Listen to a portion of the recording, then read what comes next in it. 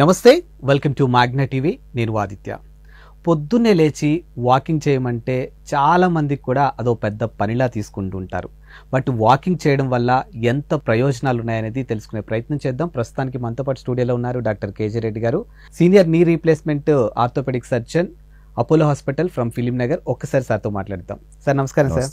Sir present ఉన్న యువత maybe వాళ్ళకున్నటువంటి stress life అవ్వచ్చు, లేకపోతే వాళ్ళకున్నటువంటి బిజీ షెడ్యూల్ అవ్వచ్చు, పొద్దున్నే లేవడం అనేది ఒక టాస్క్ లా అయిపోయింది. ఇంకా లేచి వాకింగ్కి వెళ్ళడం అంటే ఇంకో టాస్క్ లా చూస్తున్నారు.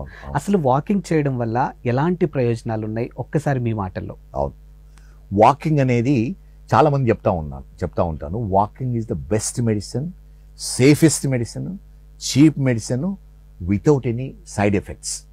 వాకింగ్ వల్ల మన బాడీలో ఉన్న ప్రతి ఆర్గాను, ప్రతి పార్ట్ బెనిఫిట్ అవుతుంది. స్టార్టింగ్ ఫ్రమ్ హెయిర్, వాకింగ్ వల్ల రెగ్యులర్ వాకింగ్ చేసే వాళ్ళకు కొంతవరకు హెయిర్ ఫాల్ తక్కువ అవుతుంది, బ్రెయిన్ చాలా షార్ప్గా ఉంటుంది, డిమెన్షియా అని ఉంటుంది ఓల్డ్ ఏజ్లో, మెమరీ లాసు ఇవన్నీ తక్కువ అవుతుంటే బ్రెయిన్ షార్ప్గా ఉంటుంది వాకింగ్, రెగ్యులర్ వాకింగ్ చేసే వాళ్ళకు. ఐసైట్ ఇంప్రూవ్ అవుతుంది వాకింగ్ వల్ల. మన సెన్సెస్, హియరింగు, ఎబిలిటీ, ఎందుకంటే వాకింగ్ వచ్చినప్పుడు మాట్లాడడం అది ఎబిలిటీ ఇంక్రీజ్ అవుతుంది. లంగ్స్ చాలా బెనిఫిట్ అవుతాయి వాకింగ్ వల్ల, ఫ్రెష్ ఎయిర్ బ్రీదింగ్ వల్ల. హార్ట్ బెనిఫిట్ అవుతుంది, మన సర్క్యులేషన్ బెనిఫిట్ అవుతుంది.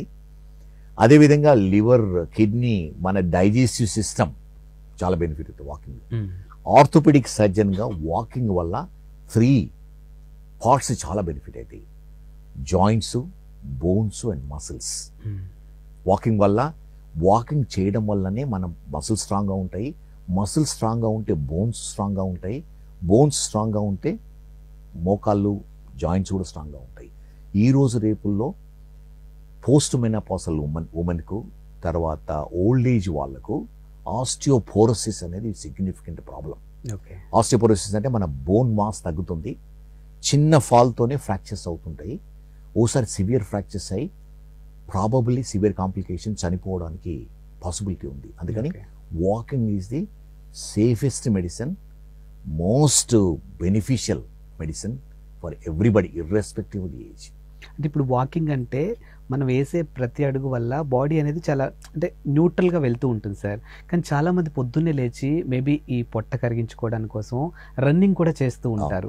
సో ఆ ఇంపాక్ట్ అనేది హార్ట్ మీద పడుతూ ఉంటుంది. సో దానికి దీనికి డిఫరెన్స్ అంటే ఎలా చూడొచ్చండి? మనము walking, running, jogging all are good. అంటే ఒక ఏజ్ని పట్టుకొని, కొంత ఏజ్ తర్వాత హార్ట్ ప్రాబ్లం ఉన్న వాళ్ళు, మిగతా ప్రాబ్లం ఉన్న వాళ్ళు walking the best. Running, jogging చేసే ముందు వాళ్ళ డాక్టర్, స్పెషల్లీ కార్డియాలజిస్ట్ కన్సల్ట్ చేసి చేయవలసి ఉంటుంది. ఎందుకంటే విగరస్ యాక్టివిటీ చేయడం వల్ల హార్ట్ పైన ఒకసారి లోడ్ వచ్చేసి హార్ట్ అటాక్ రావడానికి వీలవుతుంది. కానీ యంగ్స్టర్స్లో running, jogging is very good exercise. అంటే వాకింగ్ కంటే జాగింగ్, జాగింగ్ కంటే రన్నింగ్ బెనిఫిట్స్ చాలా ఎక్కువ ఉంటాయి. Okay. And before walking or before running, whatever it, పొద్దున్నే మనం లేచి వెళ్ళే ముందు అంటే ఫుడ్ కానీ లేకపోతే లిక్విడ్స్ కానీ ఏమైనా తీసుకోవచ్చా లేదా? మనము వాకింగ్ చేసేది బేసిక్ ప్రిన్సిపల్స్ ఎలా అంటే, వాక్ లేచిన వెంబడే కొంచెం స్ట్రెచింగ్ ఎక్సర్సైజ్ చేయవలసి ఉంటుంది. తర్వాత ప్లెంటీ ఆఫ్ లిక్విడ్స్, ఫుడ్ తీసుకున్నా కానీ లిక్విడ్స్ తీసుకోవాలి. మనం లిక్విడ్స్ క్యారీ చేయాలి. ఎందుకంటే వాకింగ్, రన్నింగ్, జాగింగ్ వల్ల డీహైడ్రేషన్ అనేది చాలా కామన్ ప్రాబ్లం. డీహైడ్రేషన్ వల్ల సింకోపి వచ్చి కింద పడిపోతుంటారు. తర్వాత వేరియస్ ప్రాబ్లమ్స్ వస్తూ ఉంటాయి, అంటే కిడ్నీ స్టోన్స్ వస్తుంటాయి. సో ఎనఫ్ హైడ్రేషన్ అనేది చాలా ఇంపార్టెంట్ వాకింగ్, రన్నింగ్, జాగింగ్ చేసే వాళ్ళకు. ఓకే. అండ్ ఇప్పుడు మనకి కూడా మన లైఫ్ స్టైల్లో చూసుకుంటే సార్, పొద్దున్నే లేచి మీరు అన్నట్టు వాకింగ్కి వెళ్ళి వచ్చిన రోజు ఆ డే అంతా కూడా ఒక యాక్టివ్గా అనిపిస్తుంది. 9:30కి ఆఫీస్ అంటే 9 o'clockకి లేచి హడావుడిగా పరిగెత్తితే అదంతా ఒక లేజీలా అనిపిస్తుంది. సో మన బ్రెయిన్ మీద కూడా ఇంపాక్ట్ ఉంటుంది, చాలా ఉంటుంది. ఎందుకంటే మనము ఏ యాక్టివిటీ చేసినా కూడా 2 types ఆఫ్ కెమికల్స్ రిలీజ్ అవుతాయి.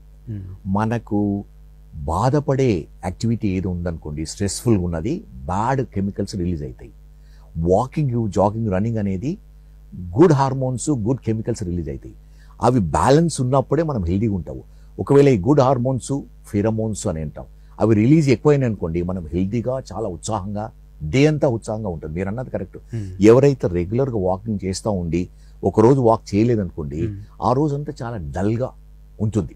ఎందుకంటే మనలో పాజిటివ్ కెమికల్స్ ఆ రోజు ఎనఫ్ లేనందుకు.